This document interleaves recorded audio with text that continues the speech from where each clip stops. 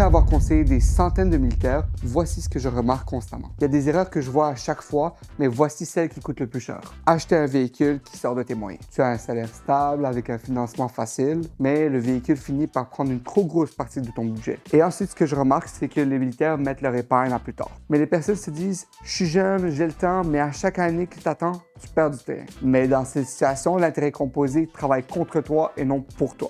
Mais écoute, si tu investis un montant petit de 200 $ par mois à 8% pendant une durée de 20 ans, ça se convertit avec un montant de plus de 1 million de dollars sur une durée de 40 ans. Mais si tu attends 10 ans plus tard, tu risques de perdre des centaines de milliers de dollars en opportunités.